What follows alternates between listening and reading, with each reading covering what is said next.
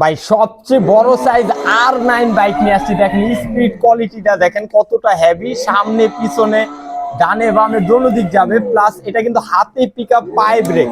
আর এটা দেখছেন না, একদম রিয়েল বাইকের মতো মেটালের চাবি থাকবে।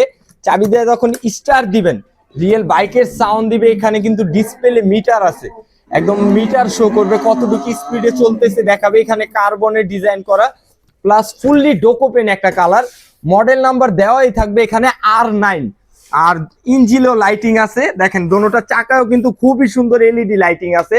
রিয়েল বাইকের মতো হাতে পিকআপ পায়ে ব্রেক হবে। এইটা আমাদের আজকের ভিডিওতে কিন্তু ধামাকা অফার থাকবে।